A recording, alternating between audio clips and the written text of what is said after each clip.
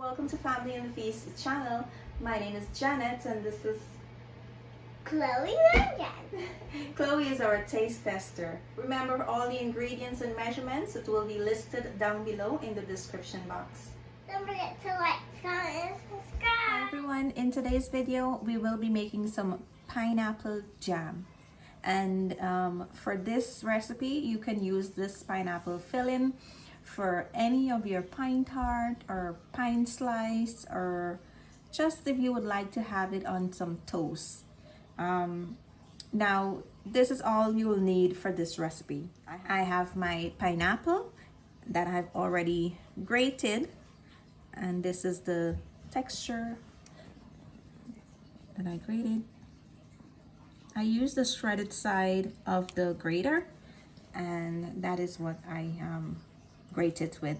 I also have 2 sticks of cinnamon, some essence, and I will be using brown sugar for this recipe.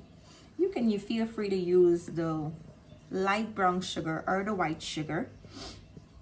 So just in case you're using the white sugar, know that the color will be a little bit lighter than I will have. You may also need to use a little bit more white sugar. So our next step is heading over to the stove, and I will show you that. Now I'm going to turn my stove on to medium-high heat, and I'm just going to add in my pineapple and my cinnamon. So now that my pineapple is there, we will add in the sugar. So far I've added in 3 cups of sugar, and I am going to allow this to cook down a bit before I add in any more. Now depend on your pineapple, how sweet it is. You may need to add a little bit more sugar than I did, or a little bit less. Try not to add in too much though, because it will get to that sticky texture, that hard caramelized sticky texture where it gets really stiff when it's cold, like that sticky taffy consistency, and you don't want that. That's not pineapple jam.